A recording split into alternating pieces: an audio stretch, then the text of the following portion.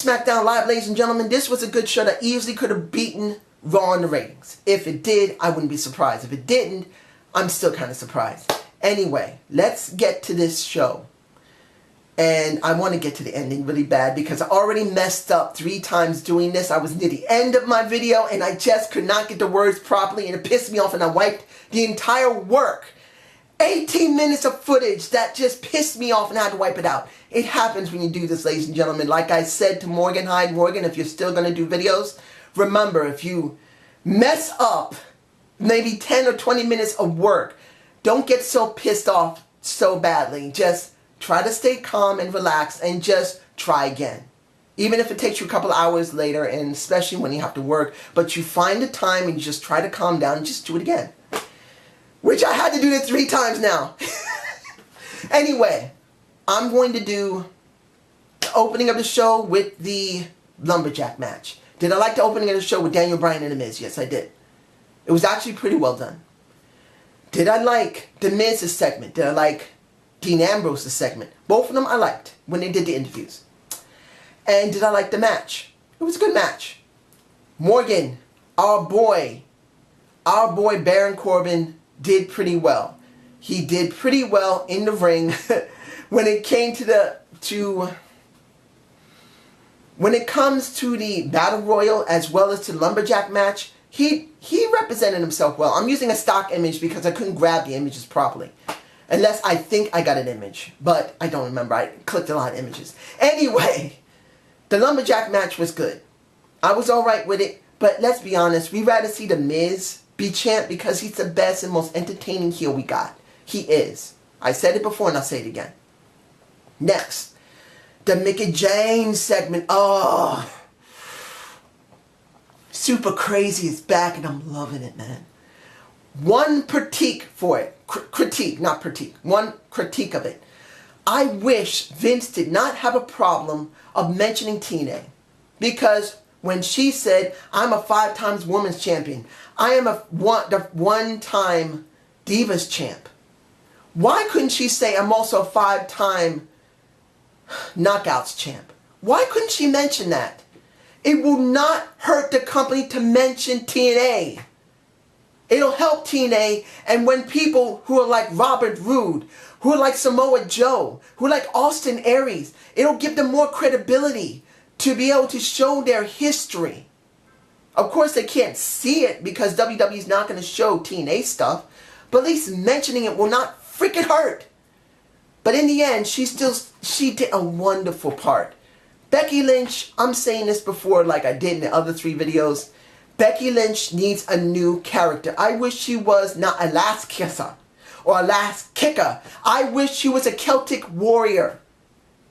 A little history, ladies and gentlemen. And I'm sure if any Irish man or woman who knows a little bit of their history, I believe I am correct, that when it came to the Irish and the Scottish, they actually had women warriors. They weren't often there, but women were warriors in their societies.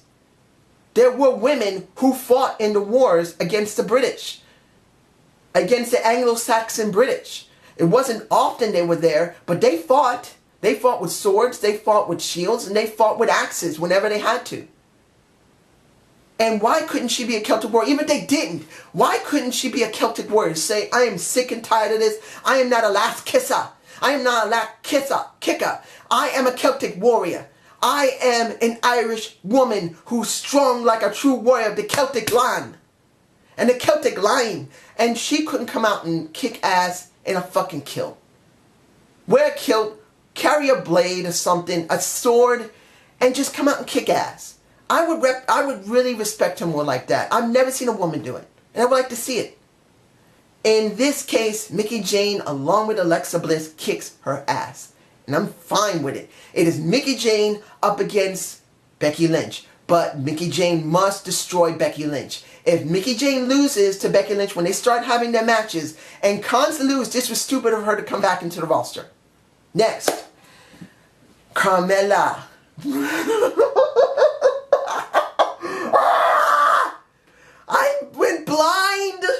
I went blind seeing James Ellsworth. I I'm blind. Was it funny? Yes, it reminded me of the primetime players when it came to Darren Young being taught how to be a Slick Rick style gangster. And I'm going to say this about that line, gangster. Line of gangster, if no one understands where it really came from. Because I'm sure, because you watch rap for so many decades, you think a gangster is just a rapper who maybe did some drugs. I'm not being against rappers, because actually they did used to sell drugs, because that's how they got started. The original line gangster came from the 1920s, 30s, 40s, and 50s with Italian mafia. John Gotti, the Teflon Don, was one of the biggest gangsters America's had in decades. Almost as big as Al Capone. Look them both up and you'll understand. Oh, and this is the truth. I'm about to tell you a little story. I don't want to make this long because I went almost 20 minutes in my last video. I knew someone who dated John Gotti's daughter. His name was Fernando. It's back in the 90s. And I asked him, dude, you're dating his daughter. Are you crazy? He said, she's hot. I went exactly like that. And I said, dude, what happened if you get caught in something where you get killed? He said, it'll be all right. I'm not going to get hurt. About a couple of weeks later, I said, so how are you doing? He said, I broke up with her. I said, why? Because something happened I don't want to mention, because if I do, it could be my head. Pretty much in that kind of respect. He pretty much said something happened. He don't want to talk about it because he doesn't want to get it out. And something could happen to him. I don't know what happened. I just know he just dropped it like a hot potato. That's what a real G looks like. That's what a real gangster look like. And that's not James Ellsworth. He went through several different outfits, including the wonderful, the glorious Elvis. I get 1 for the money, 2 for the show. I can't look at the screen. I could not look at the screen, ladies and gentlemen. I know I got a picture of him up there. I'm not going to do the dance. I'm not going to do that. I'm Elvis Presley. And I just love shaking my ass for the camera. Oh, I can't believe I just did that on TV. I can't believe I just did that on YouTube. I'm sorry. If anybody thinks I'm stupid, I'm sorry. But this is what happens when you give people the ability to act stupid and silly, and it was fun.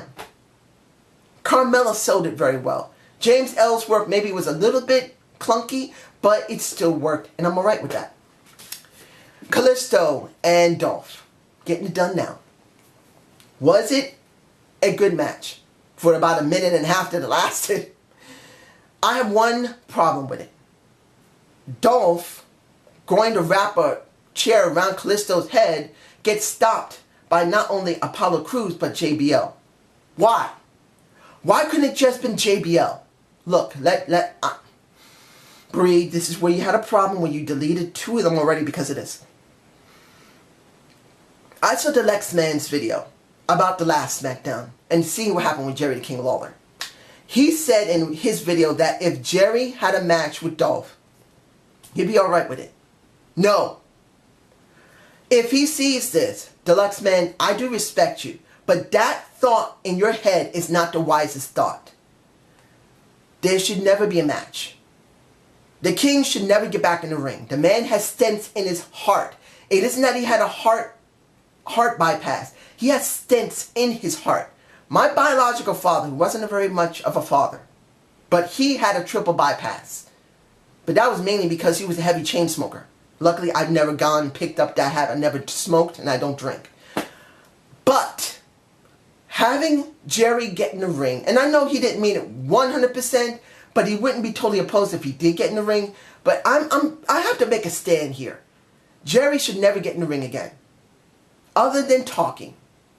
Doing what he did with Dolph, even though Dolph hit him lightly in the chest, it's still kind of a nervous thing to see a man who had a heart attack get in the ring and take a whack to the chest, which was good, and it was a light kick to the chest, but still, it's very nerve-wracking to see that happen.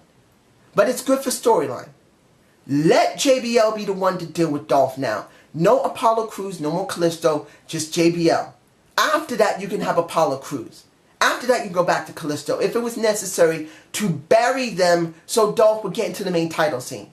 Not the IC title, but the World Heavyweight title. He needs to go through that way. Let it be JBL. John Cena and AJ Styles. Oh my goodness, my back's kind of messed up from the weather, sorry. Oh my goodness, that was a good segment. John was hitting all the right spots. Yes, he was. AJ did great. He had a perfect read.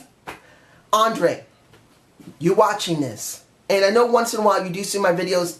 And that time, about a week or so ago, when you did your video being a ring announcer, I said it and I mean it. You did a great job as a ring announcer. I didn't see anything different from you compared to anyone from the WWE. You did good. You actually did. The only thing that was a problem was the mic, and that wasn't your fault. That was the person who was taking care of the audio. But you did good. I thought you had a clear, crisp voice. I thought you did nice. But, and I'm not saying you, but when it came to John Cena, when it came to AJ Styles, I'm putting it here.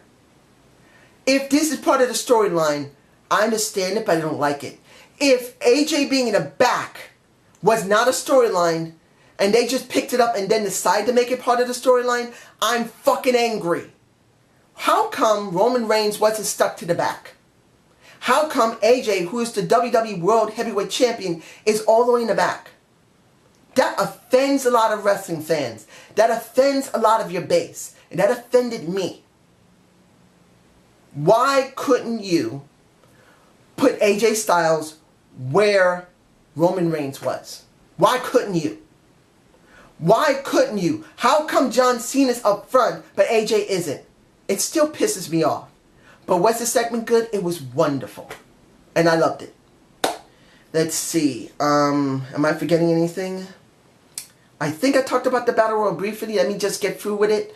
The Battle Royal was alright, but I'm actually surprised Mojo Rawley won. But to be honest, almost no one that you saw there has been on TV much. At least not on Smackdown. This is what I hate. It's not about Smackdown not having more than an extra hour. It's the problem that Smackdown still has a problem budgeting their time for their wrestlers. Giving the other wrestlers time to shine. Even if they're not very good wrestlers like the Vaudevillains or the Ascension, let them be seen. And that pisses me off. But Mojo, I understand, because he was part of the Hype Bros. It's okay. It wasn't a bad thing. Let me see, am I forgetting anything? Nope. Finally. Is this a push? Please? Or, please, do it. I think either one of them would be a good title. Please do it. Naomi returns. Now, supposing she was off TV for 3 months because she was injured, and the thing is that they didn't say anything about on the wiki, and I didn't see anything on her Twitter about her being injured the last 3 months, unless I missed it, and I probably did miss it on her Twitter. Trinity Fatu. But Nicole, our girl, might get a shot. Brittany. I gotta say this before I go any farther, ladies and gentlemen. Brittany Johnson. She saw my video before, particularly when I talked about Sasha Banks. She left me a beautifully long message, and she told me ahead of time, I'm giving you a long message. Sorry, it's going to be a long one. Honey, and I said on my comment, I don't care about you giving me a long message. I'm just glad you want to talk to me, and I love you to death. But I said on that video, next to maybe saying love you a little too much, and if I have, I'm really sorry. I don't want to make you feel uncomfortable. Even though you're one beautiful woman, I don't want you to feel uncomfortable to leave comments, because I do respect you and I do care. I don't want you to feel uncomfortable. If I did, I'm sorry. But I did leave on the comment, a reply to her comment, that when it comes to female wrestlers that are Samoan or black, they get the shaft pretty badly in the WWE. But I also said, 2 things keep me going.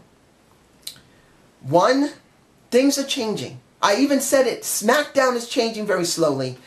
And what keeps me going is not only still watching Smackdown, but watching other promotions like Reality of Wrestling. As you know, I do videos on it, as well as TNA, that I also do videos on it. Those types of things keep me going. And sooner or later, Tamina, Naomi, and Sasha Banks are going to leave WWE, and may go to TNA or New Japan Pro Wrestling. I doubt they're going to go to Reality Wrestling because it's way too small of a promotion. It's way too small. Unless they're going to do a favor for Booker T and go there for a couple of months to help him out, to have some more professional, high-end wrestlers that have been on the main stage, he'll probably have to ask them or maybe pay them. They won't go to Reality Wrestling. His show is way too small. But I said sooner or later they're going to go on there and their time will shine, as we know it will. And guess what happened? I left that message several hours ago, say about 2 or 3 hours ago. But well, before Smackdown came on. And what did we get? Naomi comes back dancing as she dances.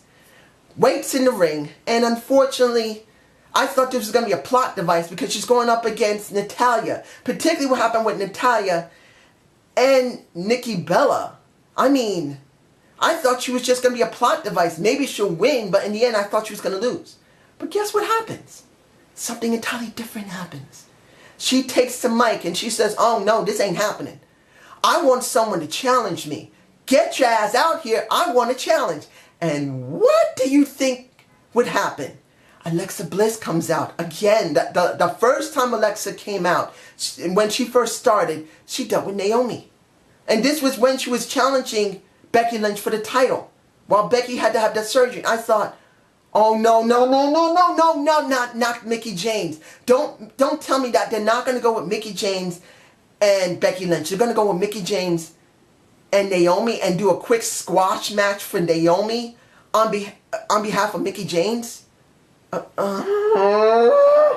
This is the reason I botched the third video, ladies and gentlemen. This very spot. So bear with me. But in the end, we didn't get that. Pretty much, she said the same thing she did during the time Becky Lynch was gone. She said, who the hell are you? You haven't seen you in months. I don't know you. You said, yeah? Well, why don't you get your ass in here and give me a shot? I want that title. That title's mine. And to be honest, 2 years ago, it should have been hers. But what happened? They didn't pull the trigger on her getting it. And then when it came to Paige, Paige screwed her up to get it. So in the end, what do we got? Do we have a push for Naomi? A real final push for Naomi Knight? I don't know. I am so hoping, because Becky Lynch is now working with Mickie James, that now Alexa Bliss needs a credible challenger. And the only person left, because there's no Eva Marie, and there's no way Mickie James is going to turn face right now. It's going to need several months. It has to be Naomi. They must pull the trigger on Naomi winning the title, because there's no one left for them to work with. They literally, two things. One, Naomi deserves it because it's been so many years and she's been skipped so many times. Two, at this moment in time, SmackDown literally has no one left to work with. They're not bringing anybody up from NXT in a while. I mean, they just brought up Mickie James. They're not going to bring Asuka up now. They're not going to bring anyone else up. So, Naomi's the best option. They have no more options. They must push Naomi now. They're literally... breathe. I hate making this video beyond 15 minutes, ladies and gentlemen, because it hurts my leg, but I have to do it this way. Naomi is their best option. They are out of options. They don't have enough women to work with. And now, with a new challenger for Becky Lynch and a Mickie James, Alexa Bliss literally has no one to wrestle. She's not going to wrestle Natalya. She's not going to wrestle Nikki Bella. And she's not going to wrestle Becky or Mickie. There is only one person left, and that is Naomi. They have no choice to use Naomi because there's no one left. And they should use Naomi because she deserves it. Two very strong reasons. But this is my point of view. You guys tell me below, and I hope you enjoyed the Zane view. Please give me a comment below. I don't normally make these videos so long. I had to say it this long because there was no option. Nicole, drop me a line and tell me how happy you are to see our girl, our baby, actually possibly get a push that she deserves and they have no choice but to do. And Brittany, not the letter, but the comment you left me, I hope this gives you hope that women wrestlers, even in the WWE, can still get something. I've said it before, I don't give up. I still believe in the people that are there. I love them. I want to see Tamina come back. I want to see Sasha get something. And I hope Naomi gets something. If you do become a wrestler, I would cheer for you as loud as I could. Because you would be my favorite wrestler and I would love you. Okay? Just breathe and believe. This is so long-winded. I'm sorry. Have a good day. Have a good night.